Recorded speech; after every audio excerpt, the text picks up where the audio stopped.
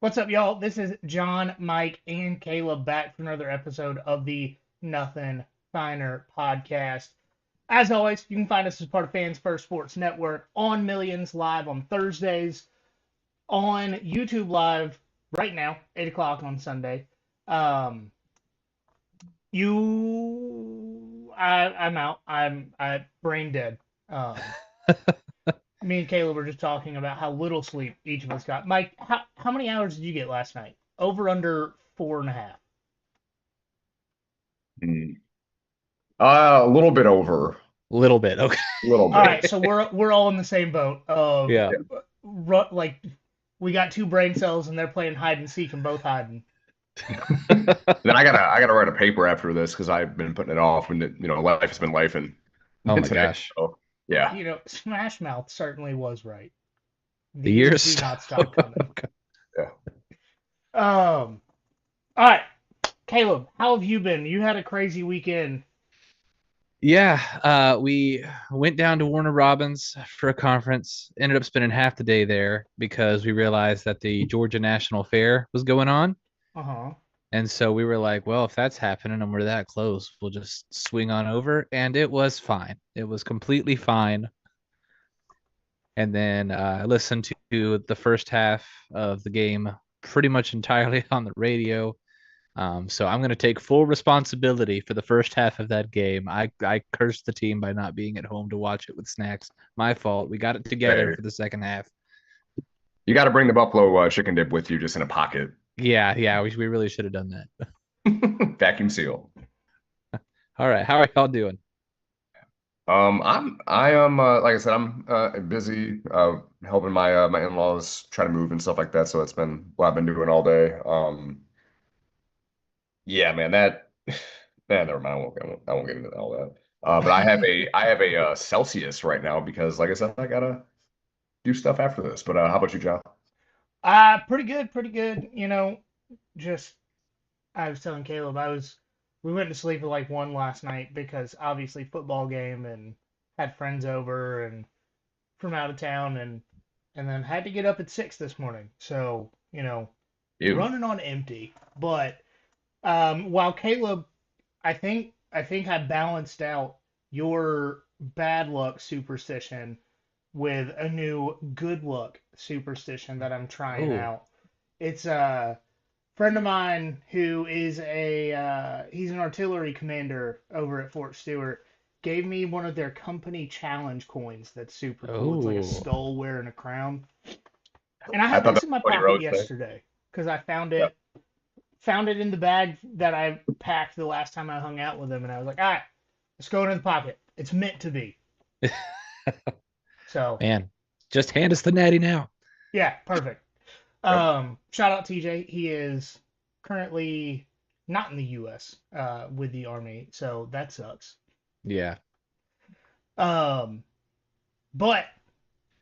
wild weekend, and because we were all super busy yesterday, we didn't get a chance to watch a couple of these games. So, like, to be honest, we don't have the ability to intelligently talk about the Red River rivalry. We don't. Yeah.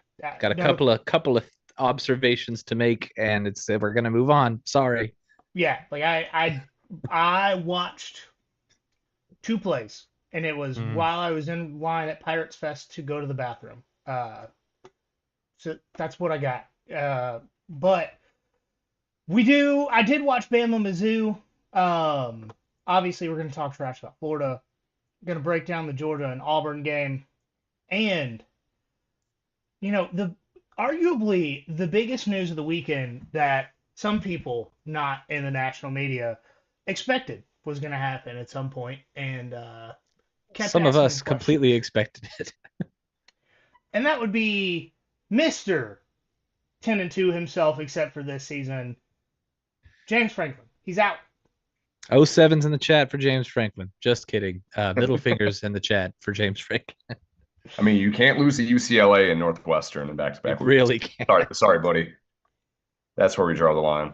And see, here's the thing: if they'd beaten UCLA, you can lose to Northwestern, especially Drew Aller goes down in that game, right? Like Yeah.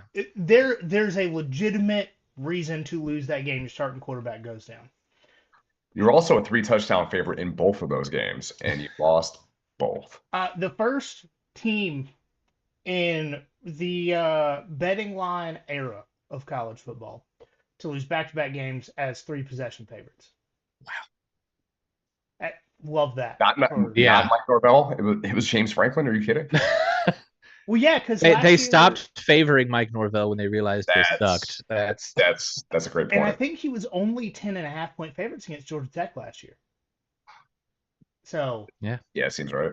But yeah, no, we definitely called this at different points. James Franklin being fired and not being good, we called a while back. But Penn State just couldn't handle who he is anymore with losing back-to-back unranked teams. The last two teams he lost to have a total of 6 wins on the season. Ironically, that is the same number of wins he has against top 15 teams in his entire career at Penn State. We gotta keep it past tense now. Yes, had. I apologize about that. And I'm not normally one to just dance on somebody's grave. They did what they did. They got fired. We move on. But I still, as of after the Oregon game, where they almost won because of the offense, I was getting comments and texts or messages from Penn State fans to our Instagram about how I was wrong. And James Franklin is the second best coach in college football. They never say the best because Penn State fans love to be second fiddle. It's just like constant. It was like, oh, we beat Nevada. We're so good. And it's like, Yeah. No. But now, James Franklin being just absolute mid and Drew Aller being the wrong quarterback to keep on the team after last season. And hate that he's injured. Yeah. No injuries. No injury vibes ever. We hate that. But right. He's still not as good as Bo Pribula. He's still not good. Yes. Accurate. But according to USA Today, Penn State has paid James Franklin $49.7 million to not be the head coach there anymore. Wild. I keep seeing his name circulated alongside rumors of the Florida job. Is that he's not taking a coaching job. I don't know, with that man. money. Well, I think they have to pay him less if he gets another job immediately. Yeah. So they definitely will not. But for Florida, I mean, they'll give their best effort toward it. Part of that reason being that they don't have to pay for a buyout for him. So I mean, if you're a worthwhile coach, it's for all of his faults that we've hammered immensely since this podcast was started. They don't have to pay him to get out of the contract. He's available. Yeah, that's true. He is free. And Florida does always make a move on the absolute wrong guy. So anything's possible. Yeah. Man, he's a floor raiser, but he's not going to be your rivals. And that's fine with me. I was about to say, as Georgia fans, I would celebrate the hiring of James Franklin. Yes. Hell yeah. Like, the floor might go up, but the ceiling would not move one iota. So I think the ceiling would actually go down. Yeah. Because you just see DJ Lagway army crawling between the floor and the ceiling that's 2 feet above him. Here's the thing. James Franklin, in the position that Billy Napier was in against Texas, loses that game. Yep. Yep. So absolutely give me James Franklin in Gainesville. Yes. Or Auburn for that matter. Yeah. Another spot for him. Why not? That's true. There might be an opening. Yeah. Clemson as well. Couldn't hurt. Yeah. All right. So I will say that this job immediately becomes the best coaching vacancy in college football as of the moment. They are the premier program in the state. Just, full, complete honesty, I don't hate Penn State. I more disliked James Franklin very, very much. So Penn State is, I truly believe, one of the blue bloods of college football. Blue blood and new blood, they're consistently good with a couple of bad seasons sprinkled in, not very often. They've got resources, they've got NIL, they've got recruiting. They have one of the most dedicated fan bases in the country. They're mostly a good team. Not Like, this year, but mostly. Yeah. right. And even this year, I think with a better offense, James Franklin got in the way of the offense being good, but with a better offense, this is still a good team. Like Yeah. they have the talent and the personnel everywhere but quarterback and wide receiver to be what people said they were going to be this year. I believe that. Right. They're a top two team in the preseason. And Right. there's a reason everybody thought that. And I really think they're going to swing big on a big name. I don't necessarily think they're going to go steal top tier. Like, are they going to call Dan Lanning? Absolutely. Yes. Are they going to hire Dan Lanning? Absolutely not. That will not happen. Those folks in Tuscaloosa have already tried, though they try to deny it. I don't think, like, they're not getting Kalen DeBoer away from Alabama. Nope. But No. I think Penn State needs to go after an offensive guy. And I expect them to swing big at some really high level offensive coordinators, maybe a couple of offensive head coaches. So I have my list. I have seen a name float around quite a bit already, and I can't remember who it was, but it was a boring defensive guy that made no sense for what they stuck at. Yeah, no, not at all. So my short list is Garrett Riley, Clemson offensive coordinator. I really like the thought of that for Penn State. I think Garrett Riley, one, he got a not great TCU team to a national championship, and if Dabo would get out of Garrett's way, they would be a top 5 offense in the country every year. Ben Arbuckle at Oklahoma. You get a guy like that young, he'll never leave. He'll spend 30 years in Happy Valley. He will build your team. He will be everything that you thought James Franklin was going to be. Lance Leipold, Kansas head coach, the one head coach that I have on the list. They already have Andy Kotelnicki as their offensive coordinator, who was offensive coordinator under Lance Leipold for a few years. Colin Klein, A&M offensive coordinator. That's the name that I like the most. Yeah, I like that a lot. Yeah. That would immediately be a scary team to me. Yeah. Will Stein, Oregon offensive coordinator. I think he's the offensive coordinator version of Dan Lanning and Kirby Smart, where he's just going to sit and sit and sit until the job that he truly wants is open. Could that be Penn State? Maybe. I don't know anything about Will Stein as a person. But, you know, it could be Penn State. The name that I keep hearing, I pulled the article up. Matt Rule. No. Here's the thing. Matt Rule is James Franklin with less attitude and more personality. That's what he is. It's still not good. James Franklin beat more top 15 opponents than Matt Rule has. James Franklin has won more New Year's Six Bowls than Matt Rule has. James Franklin has beaten more rivals than Matt Rule has. Yeah. And keep in mind, it's not just he's at a better program, because when Matt Rule was brought to Nebraska, all the talk was, he's going to make it the 90s again. He's going to make Nebraska a real program again. That has not panned out this year. Let's be fair about Nebraska. They are good this year. They're still not what everybody said they were going to be. They also have a very below average Big Ten schedule. So that's saying a lot. Yeah. Right. What about Mike Bobo? You're talking about offensive coordinators who has head coaching experience. He does have head coaching experience. Honestly. Third and screen, going to Penn State. Going off of some recent history with Penn State hiring head coaches. Clark Lee, Yeah, I mid mean, Vandy head coach. would they do the same thing again? We kept asking if James Franklin would, and Penn State backed him for a decade, just doing the same thing But you're just gonna every single time. dip back into the Vandy pool if you were kind of ex-head coach. I can't imagine that would go well. Yeah. I I still Although think Clark Lee does instantly have more respect than James Yes, Franklin, regardless. absolutely. even Jerry Kill, Vandy offensive coordinator, I think immediately gets more respect than James Franklin Yeah, I because think they uh, beat number one team together.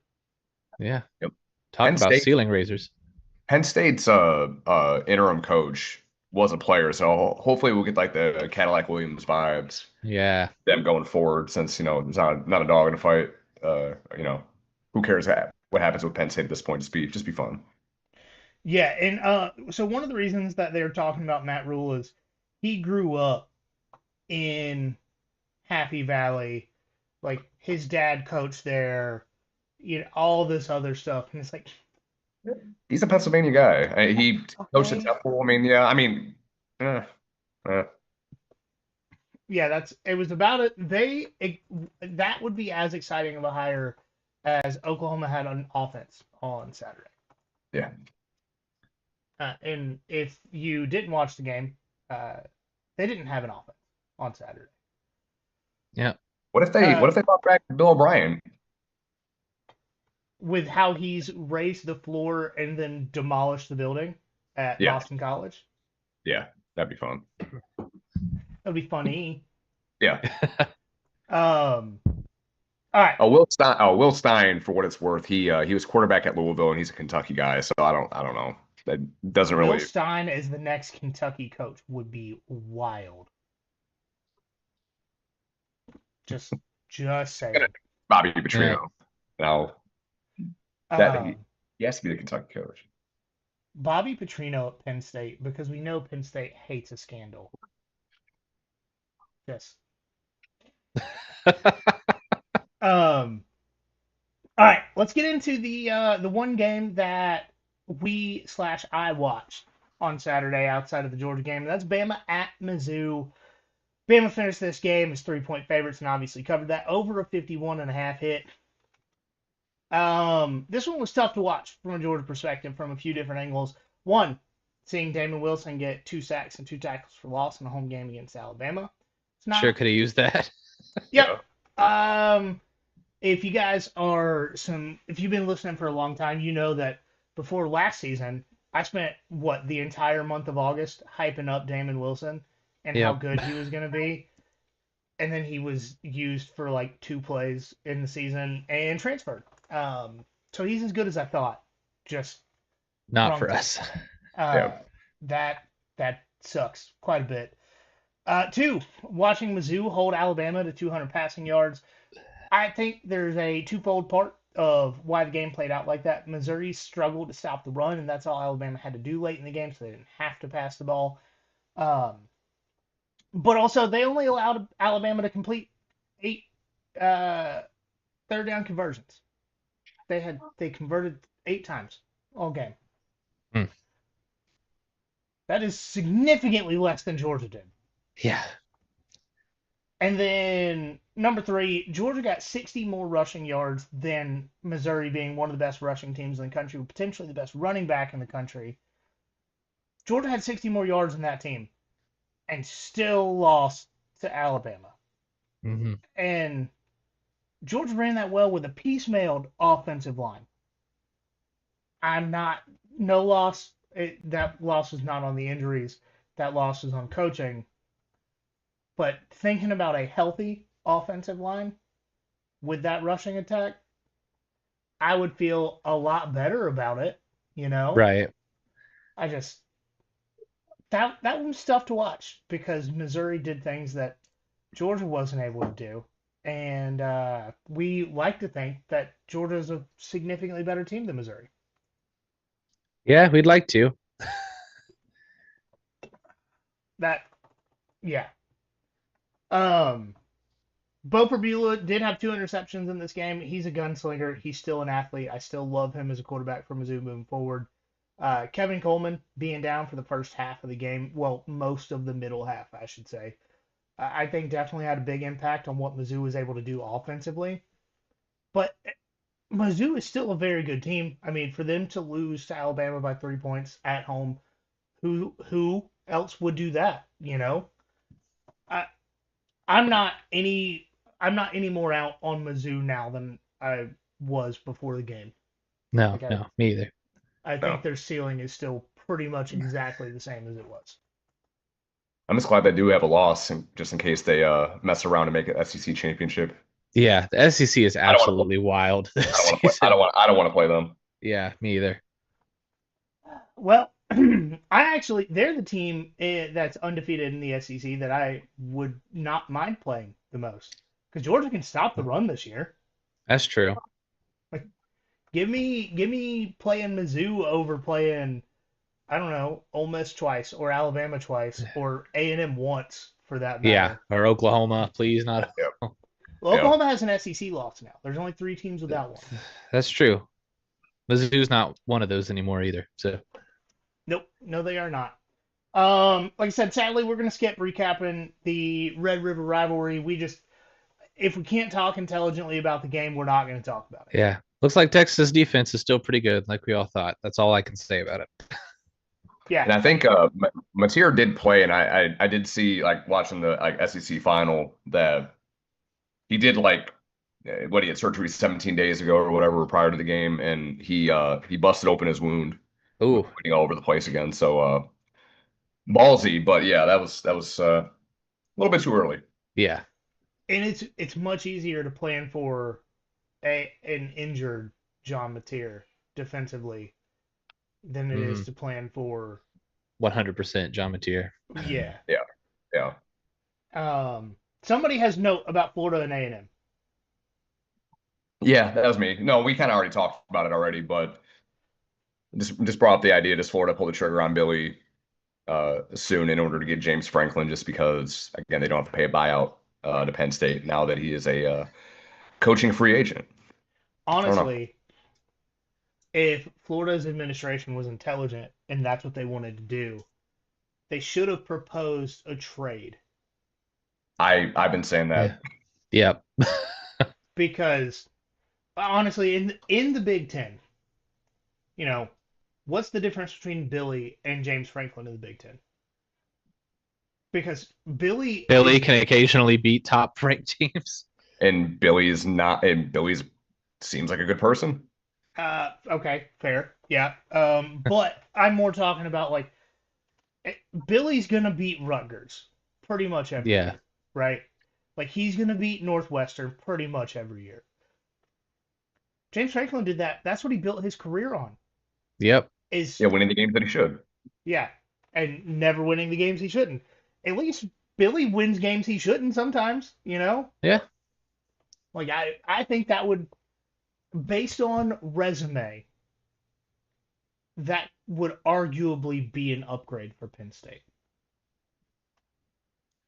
Yeah, I have to agree with that too. Yeah, this Obviously, the coaching trade staff, wouldn't work out in Florida's favor, but Florida makes decisions all the time that don't work out in their favor. So, That's one of their favorite things to do. yes. yeah, So this coaching carousel's gonna be wild, though, for sure. I will say I've recently found a group on Facebook called Fire Billy Napier.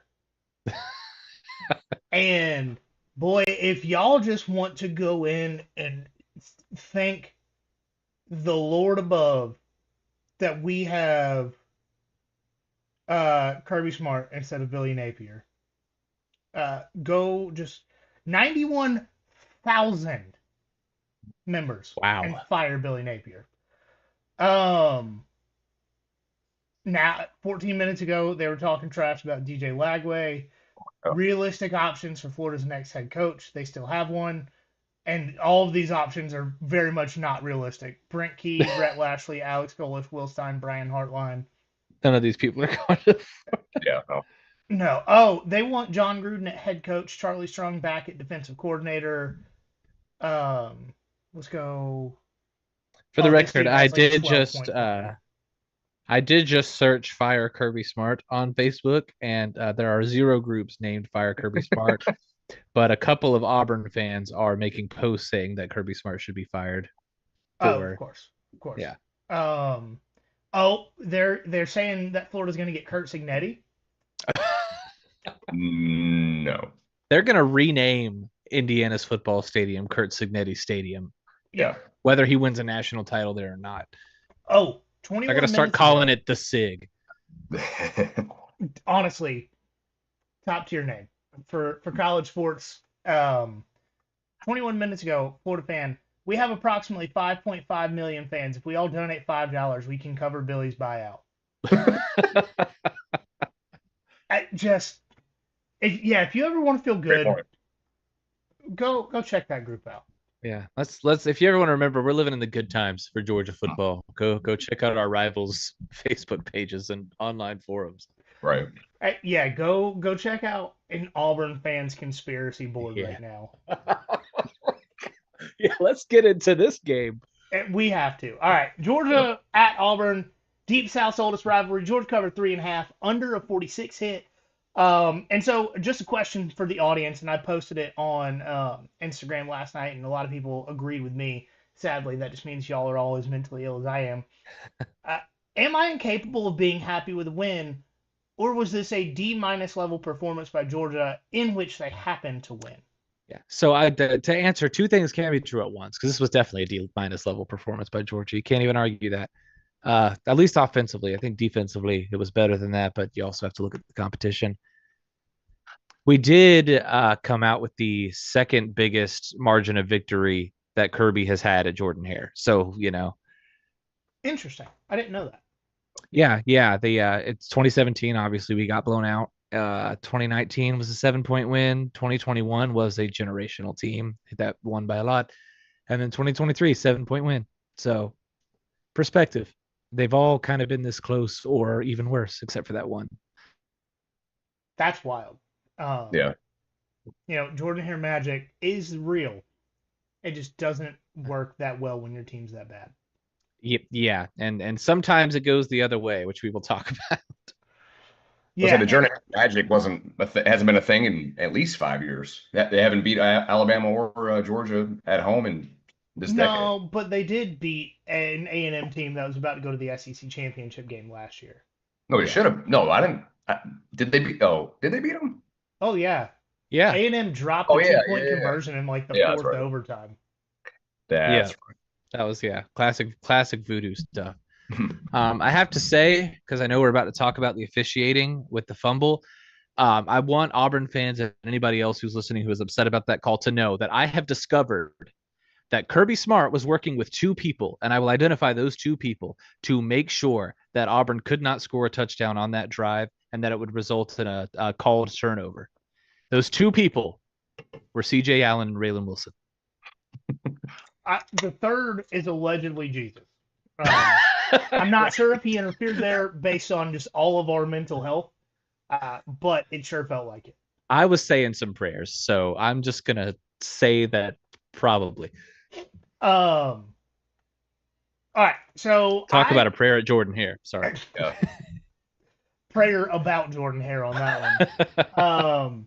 All right, so I did as deep of a breakdown as I could do without getting into outside opinions other than myself for these calls. And so the fumble, in my opinion, the ball was knocked out by C.J. Allen and Jackson Arnold loses control before crossing the line. Raylan Wilson comes in and finishes it. Yeah. In which you can see in the slowed down tape of that. But if you look closely, you can see another black glove going in, and that's when the ball starts to move, and then Raylan punches it the rest of the way out. That's what I saw on the replay, and from every angle they showed it. But, Auburn fans, I understand your point, because if that was called a touchdown on the field, I think that stays a touchdown in the replay. I think that was close enough to where whatever it was, there was no clear evidence either way. So it was called a fumble. It stayed a fumble. If it was called a touchdown, it would have been a touchdown. And Georgia fans would be conspiracy frame by frame. Like, like a tinfoil. Like, I would have had a tinfoil cowboy hat on right now. But, as Georgia fans, we've seen very similar plays. Hey, Tyler Simmons, how you doing? Yeah, right. Like we've seen such similar plays go against us that we understand the pain, but Yeah. at the same time, be realistic, guys. It, you can see that if it was called a touchdown, it would stay a touchdown. If it was called a fumble, it's going to stay a fumble. That's By just the where way, we are in college football. yeah, you know how you prevent this? Hang on to the football. Correct. Leave no doubt. I will say, because it was called a fumble, Kyron Jones clearly recovered the ball. He clearly never went down, and there was clearly no whistle. That should have been a touchdown if they kept it a fumble, which they did. That is what it is. Yeah. I truly don't care what any Auburn fan has to say. I understand you're upset. You have the right to be. And you would not be this upset if the SEC hadn't screwed you guys in Norman. Yeah. They admitted it, by the way. So you were already sensitive about it because they admitted it that they got it wrong. And you Right. thought the same thing was happening again here. And it's not the case. They did the right thing by what they had available. Yeah. I will say, I downloaded the rule book today because I wanted to go into some things. It's part of our Google Drive now. I'll share the link with you Let's guys go. because you can search in the rule book. It's free to download on the internet if any of you guys would like to do that. I'm about to piss so many people off on Instagram.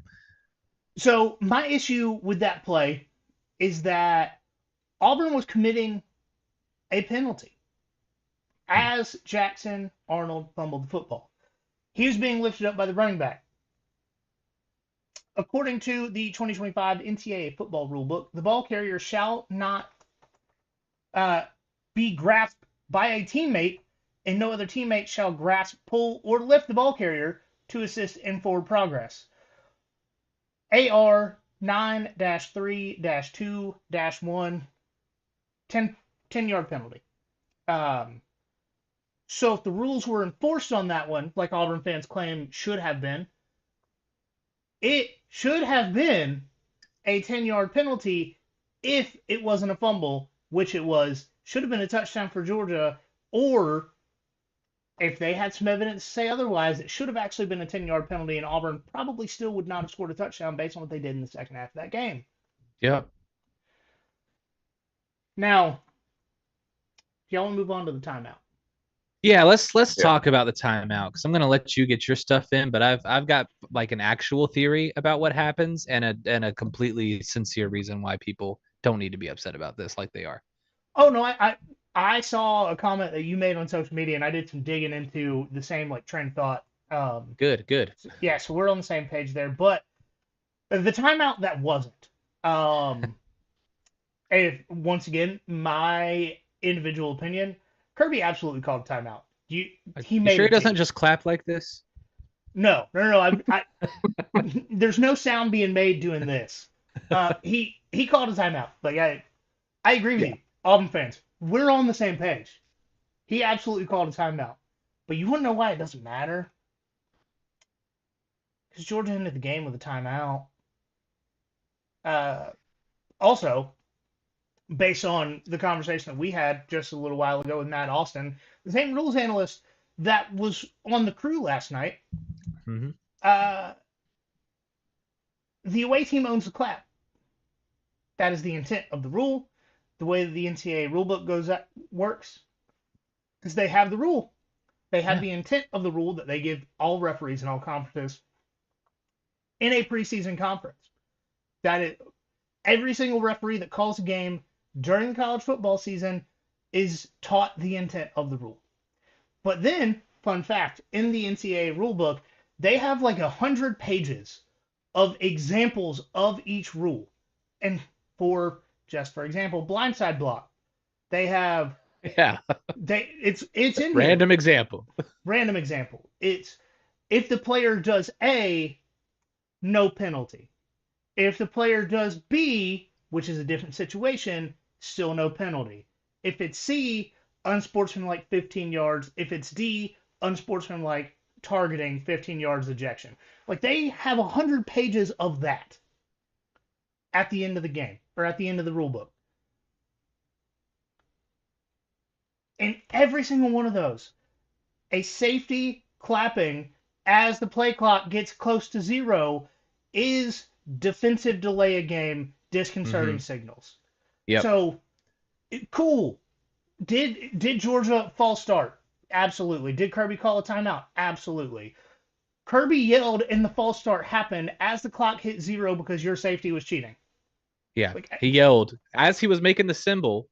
He yelled, so he's telling the truth when he said this. They're clapping. They're clapping. You can see it on the lip reading that was and what he said. Kirby said he told the referees Auburn claps when they're not supposed to. I am going to yell at you every time they do it. He said that Right. to the Yep. referees. He sure did. And here's what I think happened because the narrative that's going around is Kirby Smart clearly called a timeout and then told the referees after the fact that he never called a timeout and the referees took the timeout away from him. Referees are not just going to pull the timeout away because a coach said he didn't call it.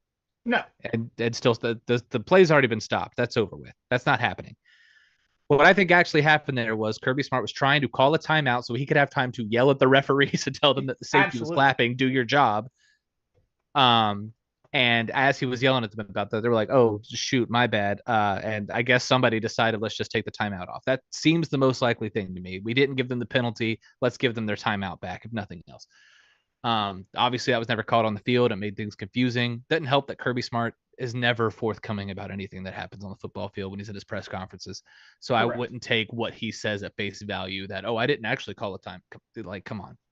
Right. Dude never says anything truthful in press conferences. And by the way, even if he did lie about a timeout to the officials, Hugh Freeze has lied to the SEC about a lot worse. Facts. So I don't even want Auburn fans clutching their pearls because that's what I have seen. Because I've explained to a lot of people this. It doesn't matter because we ended the game with a timeout left. We might as well not have even had it. But I've seen so many Auburn fans like, think of the example you're setting for your team while Hugh Freeze is their head coach.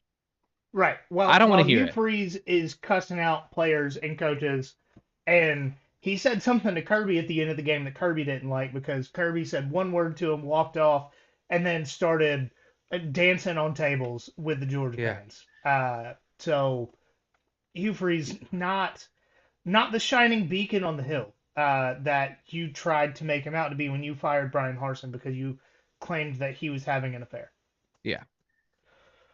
And while we're on the point about Auburn fans and players and coaches complaining about the officiating, because they were all frustrated about the officiating and acting like that was the reason they lost this game, y'all better be real careful with that. Jackson Arnold slamming your helmet in the ground, you better be real careful with that.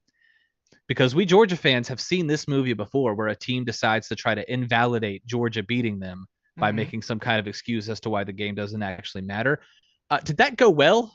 Last time that happened, say after the 2023 Orange Bowl, did it go well for that team? It absolutely did not. No. Ask Mike Norvell how many L's his name has in it, because he just keeps getting them added almost weekly. Yeah, even Ohio State after the Peach Bowl, like they missed the playoff the next year. They certainly did. Well below their standard. I'm just saying, Auburn, be careful with this. If this is the route you're going to take, where you're just going to sit here and blame the SEC for all your problems. The people wearing white that kept you from scoring in the second half, those weren't the referees. Those were the Georgia defense. Yeah. And then while we're getting into Georgia and scoring in the second half, Cash Jones absolutely did not blindside block that game. No. Based on the rule, like I said, I read it. I read not just the rule, I read the examples on how the rule should be implemented. I read the intent. You're telling me it doesn't say that a blindside block is what happens when you're looking a guy in the eye and block him? Correct. Wow. Cash Jones, 5'6", 140 pounds, jumps over a guy and puts his shoulder into a 6'6", 280 to 320 pound defensive lineman. And not only does he put his shoulder into, Cash Jones puts his shoulder into the chest of this Auburn player who is looking over Cash Jones at the play. Yeah.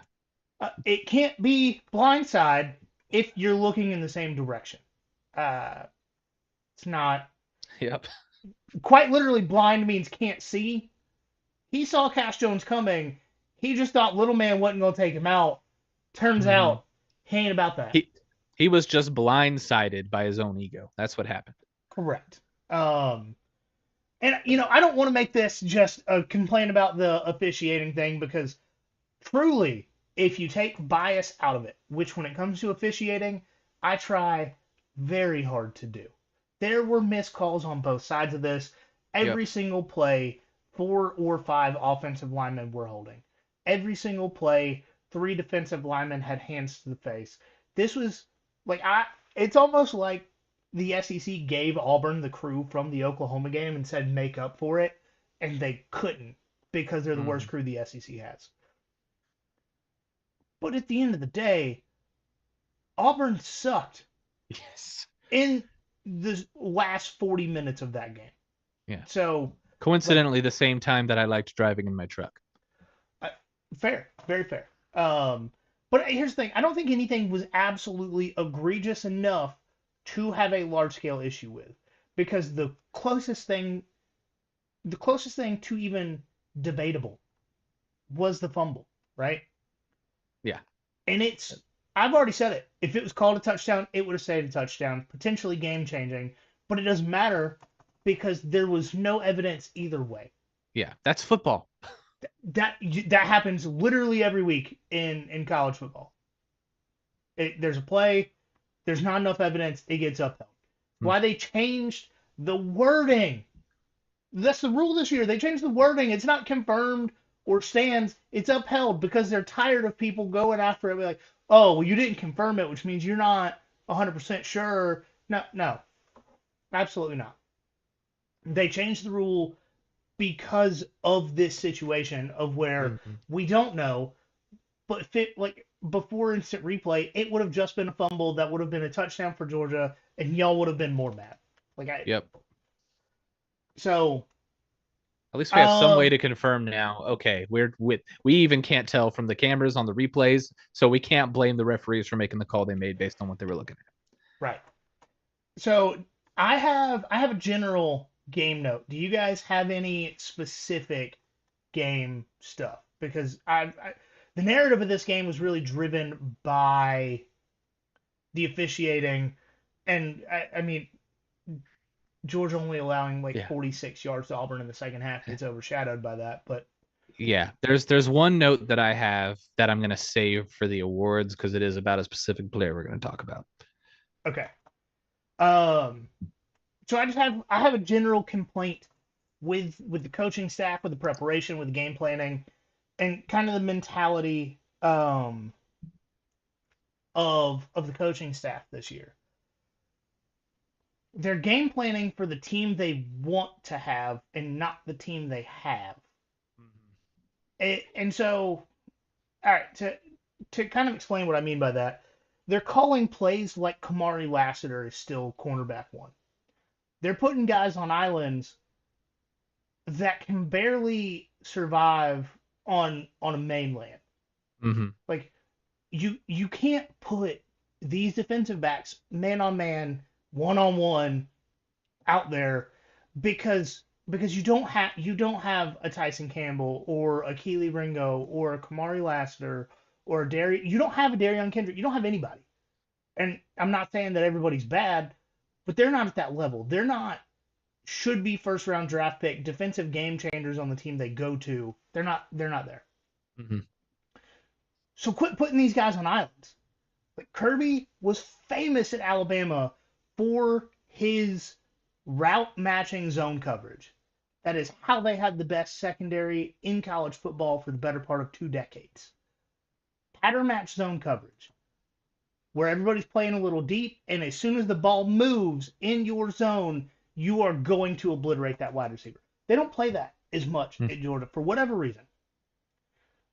And so, and on the offense side of the ball, this offensive line is not, they're not Joe Moore Award guys. This is my biggest problem with this offense right now. You're absolutely right about the play calling in this situation. Continue, but why are you saying, hey guys, we know that you kind of suck this year. We're playing 3 freshmen on the offensive line. We want you to block for 7 seconds against the best defensive front in the SEC. Why are you doing that? Call plays that fit the guys that you have. Yeah. You've got a quarterback that can get out of the pocket. You've got super fast weapons on the outside. You do not need to develop a play over the course of 7 seconds. No, absolutely. And while we're talking about guys on the outside, Dylan Bell. We love Dylan Bell. We have talked about him for going on 4 years now. He's not a 50-50 ball wide receiver. Yeah. He's not. Zachariah Branch, not a 50-50 ball wide receiver. But we have two guys that are. Kobe Young and Noah Thomas. They are. Why are they not getting the back shoulder on the outside? Why are we saying, like, hey, Dylan Bell, we know this corner he got 30 pounds and 6 inches on you. We want you to jump higher than him. Why are we doing that? Like, once again, we are calling plays for the team that we want and not the team that we have. Mm-hmm. The coaches are sitting here trying to force a square peg into a round hole in the first half. And then at halftime, they're like, all right, guys, we're not 2022's offense. What are we going to do? And then it works. And then the defense works. Yeah. And you know what works. Quit trying to force what won't work. This is not 2021. This is not 2022. You don't have those guys. Call plays for the team you have, not the team you want. Yeah, I think Kirby and the whole staff is still stuck in this mentality of, oh, we're going to be more talented than everybody we play. We'll just impose our will and do what we want to do at some point. When we stop doing that, it's gone really well for us. Imagine that. Yeah.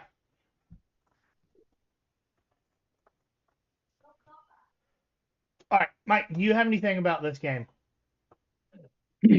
I think, I mean, not a ton. I mean, you guys kind of hit on everything, but as soon as that, going back to the fumble thing, as soon as that happened, I mean, I immediately stopped worrying. I'm like, Auburn, Yeah. shook. At that point going forward, I'm like, I had no doubt that Georgia was going to end up winning that game just because Hugh Freeze was still making excuses for it after the game. His little halftime interview was funny. I can't imagine what he said going into the locker room after that interview, by the way. Yeah. Yeah, they were just all shook. So I mean, I you know what, talk about principal bets. That going forward, I'm taking whatever the opposing team is to be up at the first half every freaking week going forward. Oh yeah. 17-3 at halftime against Ole Miss this Saturday is very likely. Yeah, for sure. And then Georgia wins 28-24. Yeah. Mm-hmm. So, you know what Hugh Freeze at halftime reminded me of? 2 years ago, Ole Miss, Alabama, and Oxford. Lane Kiffin was down 7 points. And in the halftime interview he gives was, man, sometimes there's just nothing you can do. It's still Alabama, right? And then goes into the locker room. They get blown out in the second half of that game. Yeah. He quit on the team regardless of what was said in the locker room. He said, if nothing can go right, I can't force anything to go right. And if that's the way you think, you're right. Yep. So, I hate to keep saying this because we said it about Florida State.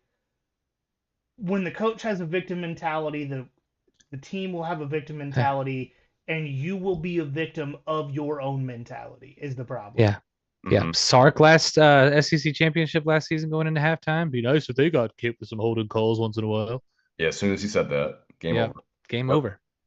And not to mention, our dude Gabe Harris, while he didn't have a sack in this game, Jackson Arnold hears Gabe Harris's cleats when he goes to sleep right now. Yeah. Because he was all over him all night. And dude forced a lot of incompletions, some of them single-handedly. Yes, absolutely. Wide open guys. And he's just, Gabe Harris is out there. And that's something that we talked about wanting to see in the beginning. And I will say, in the second half, when the coaches started to call plays and call the game for the team that they have, it was so much, it was better. The team played better because instead of having guys out of position to fit what the coaches wanted, they had guys doing what they needed to do. Like Quintavious Johnson, number 33 on the defense. If you tell him nobody's getting around the edge that you're on, nobody's getting around that edge. Nobody's done it all Yeah. year. He's not going to give you a bunch of sacks. That's not who he is. He is much more the Trayvon Walker edge type player than he is a Jalen Walker edge type player. So quit trying to get him to do a spin move on the outside and open up that rushing lane. That's not him. Mm-hmm. That's a Gabe Harris play. And when you do that, it works great. Because Jackson Arnold initially wanted to go to the side of the field that Quintavious Johnson was on, and he stood his tackle up. That's what forced that fumble. Is because Jackson couldn't go to the left. He had to go straight forward into the fist of C.J. Allen and Raylan Wilson. You have some of the smartest coaches in the country. Look, I still don't like T-Rob. I still don't like Dante Williams. They're highly intelligent to be where they are. No way around that. Use that intelligence to put players in the best position for their skill set and not for the best position of what you want them to be. And I've said that so many ways and so many times tonight. But that's the definition of what this team has struggled with all year. And I will say, if they do that against Ole Miss, if they coach for the team they want instead of the team they have, I still believe Ole Miss has the opportunity to make us wish we were still playing the Bama game. We're going to talk to Grayson in a couple of days, and we're going to break down this game. But this is the game as of right now that I am most worried about because of the way the coaches have played or have game planned for the last 2 years, more or less. They're not going for the player's strengths. They're going for, this is the strength of the offensive game plan that we've had built for 5 years. Mm-hmm. But you're smart enough to change it. And if you're not smart enough to change it, you should be unemployed. Y'all ready to get into awards? Yeah, let's do it. All right. I'll take offense because I've got a very, very interesting Gunnar Stockton note. Perfect. So, spoiler alert. Offensive player of the game is Gunnar Stockton. Should not be a surprise to anybody because he pretty much carried what we had on offense, especially through the entirety of the second half. I don't want to undersell this point. Well, I guess let me give the stats first. He was 24 for 37, 217 yards, 9 carries for 35 yards, and that touchdown late in the game. Not amazing stats when you just look at them, but I don't want to yards is sack adjusted, by the way. It was sack adjusted. It was 26 and then 9 sack yards because we'll get to the sacks in a minute. Yeah. But yeah, I don't want to undersell this point. I've said it before, and I'm about to say it again. Gunnar Stockton is the most clutch quarterback in college football today. And before anyone acts like that's a spicy take, I didn't say he was the best. I didn't say he was the most productive. I didn't say he was the greatest passer. But he is the most clutch because so far this season, we have had 3 games in which we've had to play from behind. And Gunnar, at least once in each of those games, has done exactly what he had to do to win the game. And I include Alabama in that because if Talon Taylor doesn't drop a ball, he wins each and every one of those games. Yeah. I just want everyone to remember that about Gunnar Stockton because the quarterback we had last season was the opposite. Mm-hmm. That's true. He was an automatic transmission. There was no clutch there. Exactly. And so, yeah, when Auburn decided to completely sell out for the run and do honestly what they should have done game plan wise and tell Gunnar Stockton to beat them through the air, the problem for them was that you asked him to do it in the same stadium where his grandpa was arrested almost 40 years ago for storming the field after a Georgia win. And the other problem was that he was able to do it. Again, not in as emphatic fashion as he did against Tennessee, for example. He didn't have the eye-popping stats. He didn't pass for 400 yards, 6 touchdowns, or anything like that. He just did what he needed to do to win the game, and he does that every single time. So many people are worried about him getting a concussion from taking too many sacks or too many hits. I'm just worried about him suffering a severe back injury from carrying this entire offense in these tough games. He's got an O-line that doesn't know how to prevent anyone from getting to him. He's got wide receivers that sometimes just don't want to go up and get the ball when he makes beautiful throws. I think of one to Colby Young that Colby just didn't get up enough for that would have been perfect. But still, he finds a way to win anyway because he is the most clutch quarterback in college football. Yeah, I think it's really hard to argue against that point from an unbiased perspective, in which we do actually try to be unbiased. And I don't, in but he does, and I respect it. I do. And so I still think what he did at Tennessee coming down the stretch was I still think that it's one of the better wins in college football because both teams were playing at the top of what Yeah. they could do. Yeah. I think Indiana and Oregon is right up there, probably just ahead of the Georgia at Tennessee game. Uh, Yeah, but as they're far as both teams at max RPM, like peak athleticism, they're like boxers going in at the perfect time. They had the best camp, and it's just who's going to win the fight. Yeah. And then, while it sounds like I'm trying to discredit Alabama at Georgia, Georgia didn't play their best game in that one and still almost won. So, like, Alabama won that game for sure. I'm not making excuses, but Georgia sucked in that game and lost by 3 points. So, like, I still think the Georgia over Tennessee win is more impressive because it was two heavyweights at the top of their game making whatever needed to happen. And then like I said, I think Indiana winning in Austin was actually a more impressive win. yeah, that's fair. But Mike, I'm going to take defense, and then you got Lumberjack, and then I'll come back for freshman. All right. But for defense, we got C.J. Allen led the team by a large margin with 10 tackles, 6 solo, 1 sack, 2 tackles for loss, 1 pass breakup. And it's not in the stat sheet on who forced the fumble. And it's just going to be known as the fumble. It's not on the stat sheet who forced the fumble. But based on alignment and what we saw pre-snap, C.J. Allen got a hand on it, and then Raylan got a hand on it, and that's what popped it completely loose. So I'm going to give it to C.J. on that one. C.J. was everywhere, doing everything, and Georgia probably loses significantly worse without C.J. Allen on the field. For sure. All right, so speaking of Raylan Wilson, our Lumberjack Award is going to Raylan. Second on the team in tackles with six total tackles, 2 solo, but one of the more pivotal plays of the game was him being a part of that fumble play. So, yeah. And then for the Walker went 16 yards. He drove right over Orange Church, just driving and running with those big thighs. My God, a freshman. Player of the game. It took a lot. We talked about this one for a good bit today. This was the one that we had the most conversations about. But it's actually going to 2 people. And that's Dontrell Glover and Juan Gaston. And probably a lot of people have no idea who Dontrell Glover is, but they recognize the name Juan Gaston.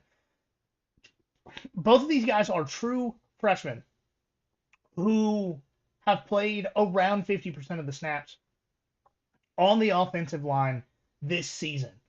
And while the offensive line has not lived up to the Georgia standards by any stretch of the imagination, with starting 2 and sometimes 3 true freshmen so far this season with injuries, you have guys that have played almost the entire game against a Tennessee front 7 that is very good, an Alabama front 7 that is pretty good, and an Auburn front 7 that is arguably the best in the SEC. And these guys haven't allowed a ton of sacks. And is it more than we want to see? Sure. Right? Like it's not impressive when you put the whole line in perspective. But when you're talking about two true freshmen that are doing this, performed more than admirably, because both of these guys have played left guard, and right tackle this year as true freshmen. And the line on Saturday in Jordan-Hare allowed 2 sacks, which is 1.2 less than Auburn is averaging coming into that game. They were 3.2 beforehand. Like I said, one of the best, if not the best, front 7s in the SEC right now.